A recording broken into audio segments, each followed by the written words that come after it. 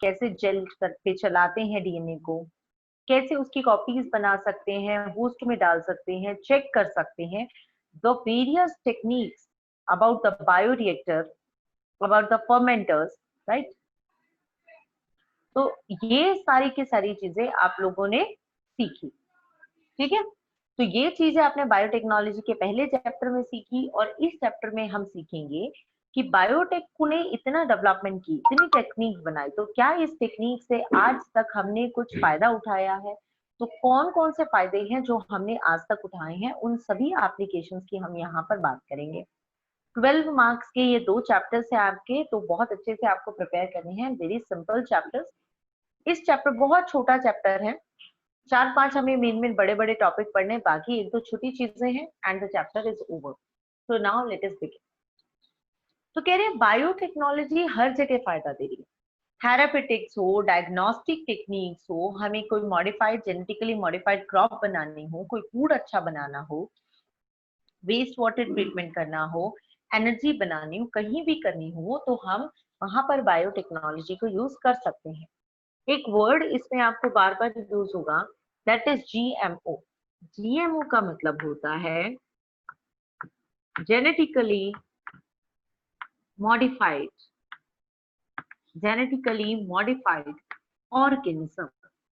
ये वर्ड है genetically modified organism. इसकी डेफिनेशन आपको पूछी जा सकती है, नाम से पता लग रहा है जेनेटिकली मॉडिफाइड, यानी ऐसा कोई ऑर्गेनिज्म है जिसके जीन लेवल पर हमने कुछ चेंज कर दिया है, कुछ मॉडिफिकेशन कर दिया है।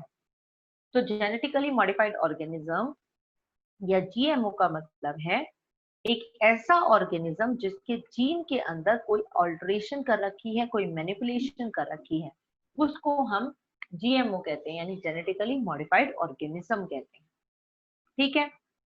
और इसके लिए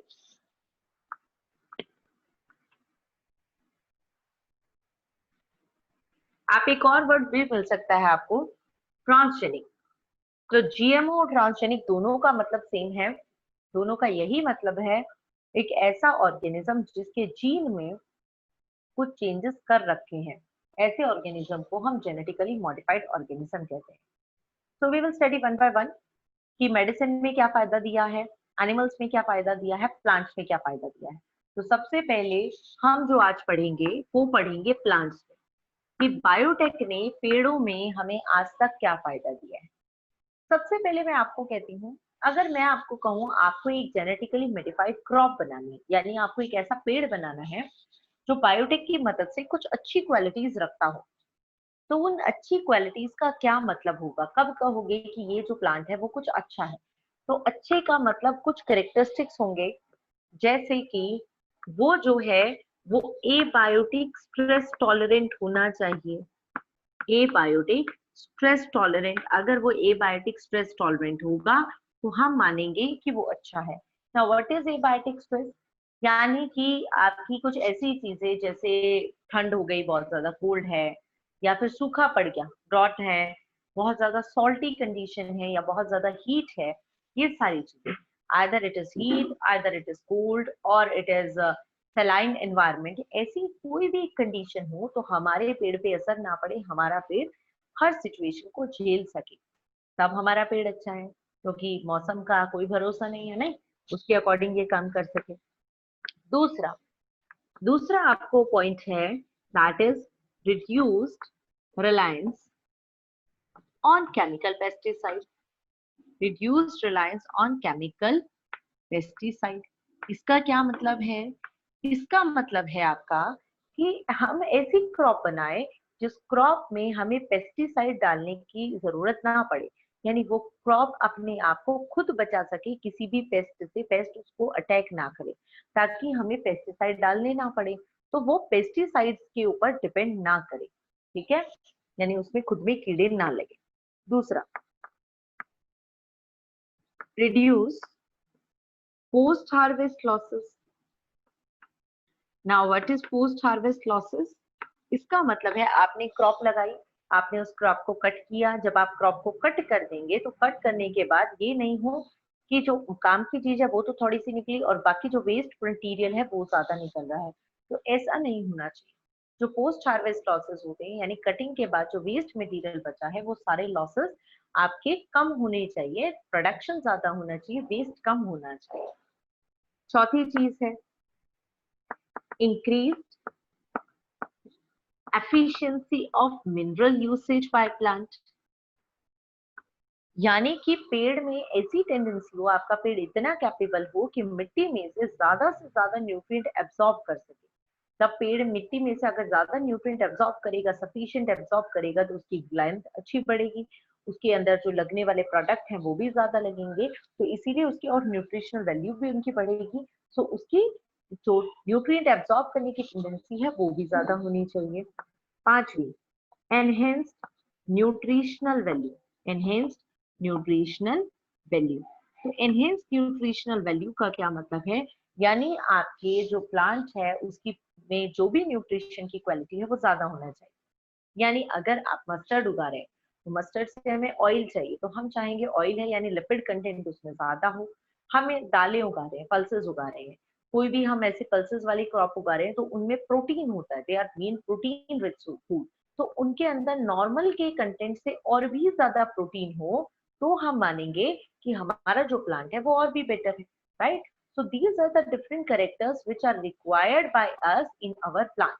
क्या क्या, वो एबायोटिक स्ट्रेस को टॉलरेट कर सके, वो पेस्टिसाइड्स पे डिपेंड ना करता हो, उसके अंदर जो पोस्ट हार्वेस्ट लॉसेस हो वो पोस्ट हार्वेस्ट लॉसेस आपके बहुत कम हो, मिनरल्स को वो आसानी से यूज कर सके, राइट, और न्यूट्रिशनल वैल्यू भी उसकी ज्यादा हो, न्यूट्रिशनल वैल्यू भी बढ़ी हुई।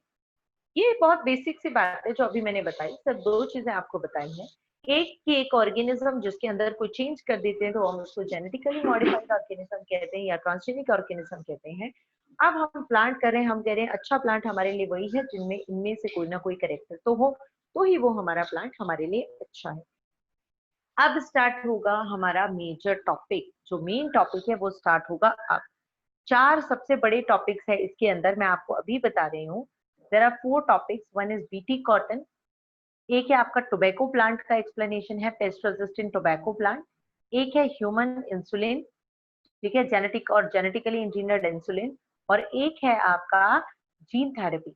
ये जो चार टॉपिक है, इन चार टॉपिक में से पेपर में 100% और 100 से भी ऊपर लगा लो, चाहे 101%, एक क्वेश्चन तो डेफिनेटली है, यानी इन चारों टॉपिक में से एक टॉपिक तो आपको पेपर में पक्का ही आने वाला है।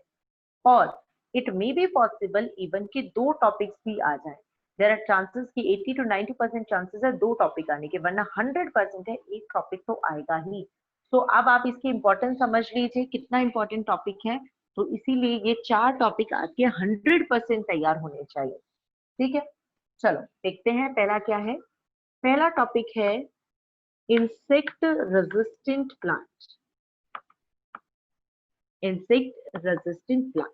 हम एक ऐसा पेड़ उगा रहे हैं जो प्लांट पे इंसेक्ट का कोई असर ना होता हो, इंसेक्ट आके उसको नहीं खाता हो, हम एक ऐसा पेड़ उगाना चाह रहे हैं। तो हमने ऐसा एक पेड़ उगा भी लिया, उस पेड़ का नाम है बीटी कॉटन। तो अब हम पढ़ेंगे बीटी कॉटन की सारी कहानी, कैसे बनाया गया, इसमें ऐसा क्या डाल दिया कि इसको कोई कीड़ा नहीं खाता, कौन सी चीजें हैं, वो सारी की सारी चीजें हम लोग इसके अंदर पढ़ने वाले हैं, ठीक है। तो देखते हैं क्या चीज आपको बताई गई है, देख ध्यान से देखेंगे, बहुत सिंपल सा तरीका है। देखिए, सॉइल में पाया जाने वाला एक बैक्टीरिया है, there is a soil bacteria या सॉइल बैक्टीरिया, मिट्टी में पाया जाने वाला एक बैक्टीरिया है जिसका मतलब, जिसका नाम है बैसिलस thuringiensis, बैसिलस thuringiensis। जब भी आप किसी का साइंटिफिक नेम लिखेंगे, साइंटिफिक नेम के रूल फॉलो जरूर करेंगे, it should be capital, it should be small and they should be separately underline. अगर आप इसको फॉलो नहीं करेंगे तो आप लोगों के सीधा मार्क्स डिडक्ट होंगे, 1.5 मार्क्स वुड बी डिडक्टेड। सो हम कह रहे हैं कि कैसे बनाया हमने कीड़ा, ये पेड़ बनाया जिसको कीड़ा नहीं खाएगा, या खाएगा तो मर जाएगा। एक मिट्टी का एक बैक्टीरिया था जिस बैक्टीरिया का नाम था बैसिलस thuringiensis। हमने क्या किया, हमने इस बैसिलस thuringiensis में से एक जीन निकाल लिया जिस जीन का नाम था क्राई जीन। ध्यान रखना, क्राई में CRY सी जो है वो छोटा होना चाहिए। अगर आप सी बड़ा लिखेंगे तो वो अलग बन जाएगा। बड़ा सी जो होता है वो प्रोटीन को एक्सप्रेस करता है। Small c r y should be there which represent the g. So ये बैक्टीरिया, इस बैक्टीरिया से हमने निकाल लिया क्राइजीन। अब हमने ये क्राइजीन निकाल के क्या किया, हमने इसको कॉटन के प्लांट में डाल दिया। अब मैं सीधा बोल रही हूँ कि मैंने कॉटन के प्लांट में डाल दिया। अब पिछले चैप्टर में आप पढ़ चुके कि कैसे डाले होंगे। आपने पढ़ा होगा कि उससे उसका डीएनए निकाला होगा, फिर उसको काटा होगा, फिर जेल पे चलाया होगा, फिर उस डीएनए को वेक्टर से लगाया होगा, फिर कॉटन प्लांट में डला होगा। और डलने के भी अलग अलग तरीके हैं, वो सब हम पहले चैप्टर में पढ़ चुके। अब वो सब लिखना भी नहीं है यहाँ, हमें सिंपली लिखना है a soil bacterium named as Bacillus thuringiensis. We isolate a cryogene from it and introduce it into the cotton plant. जैसे ही हम इसमें डालेंगे, तो मैं आपको बता दूं ये जो क्रायोजीन है ये एक टॉक्सिन बनाता है, बट खुद बैक्टीरिया में भी और पेड़ में भी ये इनएक्टिव है। तो क्रायोजीन क्या बनाता है, क्रायोजीन एक टॉक्सिन बनाता है, बट यहाँ पर वो प्रोटॉक्सिन है। प्रो का मतलब जब भी लगा दे तो इसका मतलब है वो इनएक्टिव टॉक्सिन है, इट इज नॉट एक्टिव। तो बैक्टीरिया को क्यों नहीं इस टॉक्सिन ने नुकसान पहुंचाया, पेपर में ऐसे क्वेश्चन आते हैं। तो बैक्टीरिया को इसलिए नुकसान नहीं पहुंचाया क्योंकि बैक्टीरिया में वो इनएक्टिव था। कॉटन के पेड़ को नुकसान भी नहीं पहुंचाएगा, क्यों, क्योंकि कॉटन का पेड़ भी इनएक्टिव है। अब इंसेक्ट में ऐसा क्या हो गया, मान लीजिए कोई इंसेक्ट आया, उस इंसेक्ट ने बड़े शौक से इस कॉटन के पेड़ को अटैक किया उसने इस कॉटन के पेड़ को खाया। जैसे उसने खाया तो इस इंसेक्ट के जो गट था, गट यानी उसके थ्रोट वाला पोर्शन, उसके गट में जो एल्कलाइन पीएच था उसका, उसके गट का जो एल्कलाइन पीएच था, उस एल्कलाइन पीएच की वजह से वो क्या हो जाएगा, गट के एल्कलाइन पीएच की वजह से टॉक्सिन हो गया एक्टिव सॉरी, इंपॉर्टेंट पूछा जाता है हाउ इट बिकम एक्टिव। तो it become active due to the alkaline pH of gut. हो गया ऑक्टिन, एक्टिन एक्टिव हो गया, एक्टिव हो गया टॉक्सिन। तो टॉक्सिन क्या करेगा, अब इंसेक्ट के जो गट का एपिथेलियम है उसके साथ बाइंड होगा, उसके गट के एपिथेलियम के साथ जुड़ जाएगा, उसमें पोर्स क्रिएट करेगा, स्वेलिंग करेगा एंड फाइनली उसकी लाइसिस कर देगा, यानी उसको फाड़ देगा, फूट जाएगा। सो इस तरीके से जिसने उसको खाया वो इंसेक्ट मर गया। तो एक इंसेक्ट मरेगा, दो मरेंगे आने वाले, और इंसेक्ट उसको खाएंगे ही नहीं, उनको पता लग जाएगा कि इस कॉटन के पेड़ को खाने से मर जाते हैं, राइट। इस तरीके से हमारा जो कॉटन का पेड़ है वो बच गया ड्यू टू बैसिलस thuringiensis का क्रायोजीन। ठीक है, इस जीन ने हमारे कॉटन के पेड़ को बचा लिया। छोटे छोटे क्वेश्चन पूरा भी आ सकता है लिखने के लिए, छोटे छोटे क्वेश्चन भी आ सकते हैं कि बीटी कॉटन में बीटी का मतलब क्या है। तो बीटी का मतलब है बैसिलस thuringiensis। कहाँ पाया जाता है, मिट्टी में पाया जाने वाला एक बैक्टीरिया है। कौन सा जीन लेते हैं, क्रायोजीन लेते हैं। ये क्रायोजीन ने इनको क्यों नहीं नुकसान पहुंचाया, क्योंकि वो इनएक्टिव है। बैक्टीरिया में, इसमें इंसेक्ट में कैसे एक्टिव हुआ, क्योंकि उसके गट ने एल्कलाइन मीडियम ने उसको एक्टिव किया, राइट, और उसने उसको मार दिया। अब बच्चों क्राई की भी ना अलग अलग फॉर्म्स होते हैं जो आपको याद करने हैं। ये नहीं है कि कोई भी किसी को भी कहा जाएगा। तो मैं आपको कुछ चीजें बता रही हूँ जो आपको थोड़ी सी क्रैमिंग की पार्ट है, जो आपको एज इट इज याद करना है। तो आपको मैं बताऊं, कॉटन के प्लांट में जो बॉलवॉर्म लग रहा था, बॉलवॉर्म इज अ इंसेक्ट जो कॉटन को खा रहा था।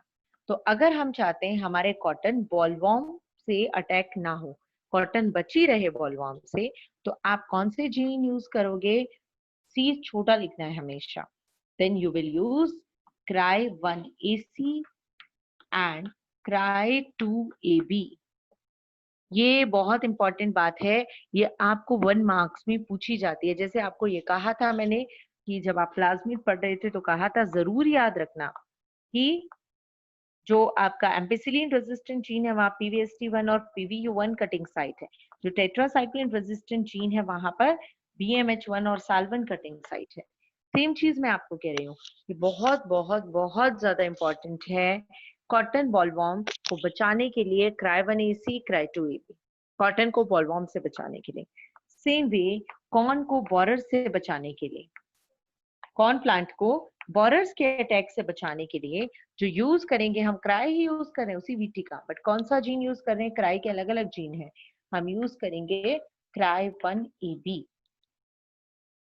अब आपको बता रही हूँ कि बीटी जो है वो किस किस जीन के किस किस इंसेक्ट के अगेंस्ट यूज हो सकता है। तो बीटी को हम ऐसे प्रोटीन बनाएगा बीटी जो इनको मार दे। बीटी कैन किल, किन किन को मारने के लिए काम आ सकते हैं। वो जो इंसेक्ट के अलग अलग ग्रुप्स हैं, कैटेगरीज हैं, वो बता रही हूँ आपको। जैसे एक कैटेगरी है इंसेक्ट की लेपिडोप्टर्न्स, ये इंसेक्ट की कैटेगरी का नाम है।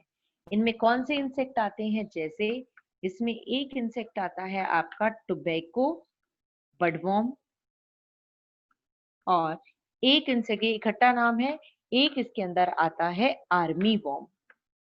ये एग्जाम्पल है, ये कैटेगरी का नाम है इंसेक्ट की। एक इंसेक्ट की कैटेगरी है आपकी कोलियोप्टर्न्स, इसके अंदर आपका कौन सा इंसेक्ट है, जैसे बीटल्स। फिर तीसरी कैटेगरी है आपकी डायप्टर्न्स, इसके अंदर एग्जाम्पल जैसे आपके फ्लाइज या मॉस्किटोज, फ्लाइज और मॉस्किटोज। सो ये अलग अलग इंसेक्ट की कैटेगरी है जिनको बीटी जिनको मार सकता है। सो ये जो 5 चीजें मैंने आपको लिखी है क्रैमिंग की है, इनमें से कहीं से भी 1 मार्क्स का क्वेश्चन मिल सकता है। ये भी मिल सकता है, इनके जीन बताओ, कॉर्न बोरर के जीन पूछ सकते हैं, इनमें से कोई भी एग्जाम्पल आपको पूछ सकते हैं कौन सा किसका एग्जाम्पल है। सो आपको याद रखना है लेपिडोप्टर्न्स, बडवॉर्म और आर्मीवॉर्म, कोलियोप्टर्न में बीटल आती हैं, डायप्टर्न में आपके फ्लाइज और मॉस्किटो आते हैं। तो यहाँ पर आपका जो पहला मेजर टॉपिक था from biotechnology and its application, यानी कि बीटी कॉटन, वो टॉपिक हुआ आपका कंप्लीट। तो अब मुझे बताइए क्या डाउट है आपके, doubt time from this topic.